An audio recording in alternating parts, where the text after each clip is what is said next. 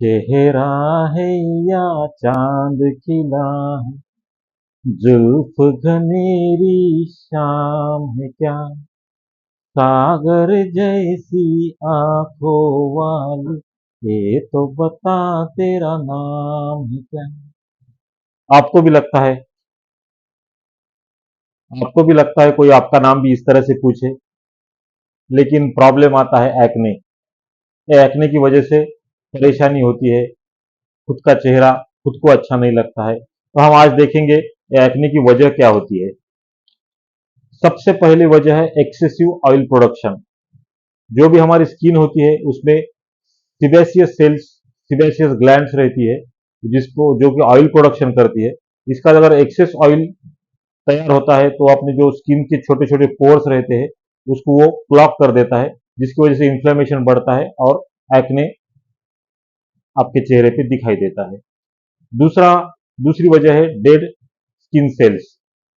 अब हम देखते हैं कि बालों में जब भी हम कंघी करते हैं तो बहुत सारा डैंड्रफ निकलता है। तो ये डैंड्रफ क्या होता है, अपना डेड डेड स्किन सेल्स रहते हैं। उसी तरह अपने चेहरे की भी जो स्किन रहती है और रोज की नई नई स्किन आते रहते, नए नए स्किन के सेल जनरेट होते रहते हैं। पुराने जो स्किन सेल्स रहे वो डेड हो जाते हैं और बाहर निकलते हैं। अगर ऐसा एक आधा डेड सेल वो पोर्स में अटक जाता है स्किन के, तो वो वहां पे ऑयल के साथ मिक्स होकर इंफ्लेमेशन जनरेट करता है और जिसकी वजह से एक्ने आता है। तीसरी वजह है बैक्टीरिया, बैक्टीरियम प्रोपियोनोबैक्टीरियम एक्ने। इस नाम का बैक्टीरिया नॉर्मली आप सबके स्किन पे रहता है, लेकिन जब उसको वो पोर्स मिलता है, वो पोर्स में वो एक अटक जाता है, तो उसका जो प्रोडक्शन रिप्रोडक्शन होके वहां पे मल्टीप्लाई हो जाता है और ऑयल के साथ मिलके जो एक्सेसिव जनरेट ऑयल हो रहा है उसके साथ मिलके वो पोर्स को क्लॉग कर देता है, बंद कर देता है। उसकी वजह से भी इन्फ्लेमेशन होता है और एक्ने फॉर्म हो जाता है। और एक वजह होती है हार्मोनल इम्बैलेंस।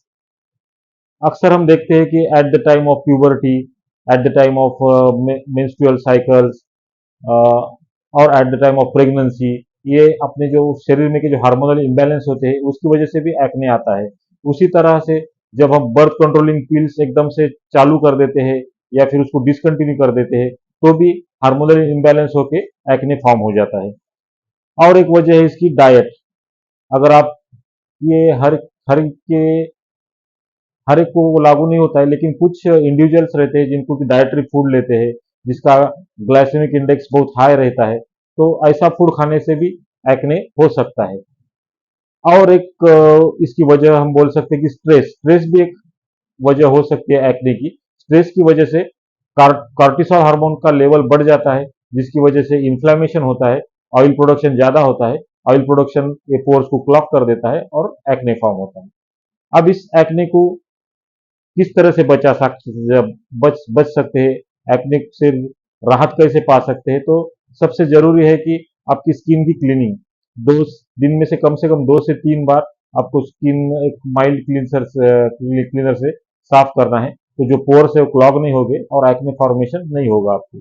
दूसरी बात हम देख सकते हैं इसमें हाइड्रेशन की।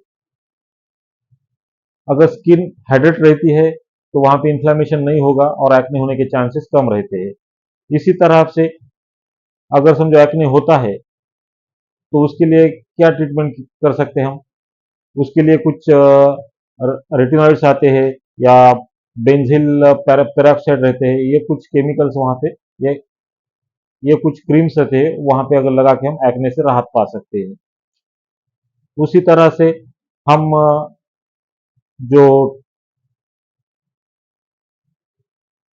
एक्ने को हम जो स्क्वीज करते हैं, दबाते हैं, तो उस तरह से दबाना नहीं चाहिए।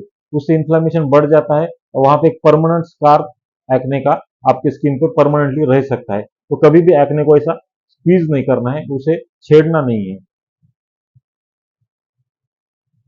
और जो आप ब्यूटी प्रोडक्ट्स इस्तेमाल करते हैं तो उसमें लेबल देखना, नॉन कॉमेडोजेनिक जो ब्यूटी प्रोडक्ट्स रहते हैं या क्रीम्स रहते हैं या मेकअप रहते हैं, उस पर लेबल देखना नॉन कॉमेडोजेनिक।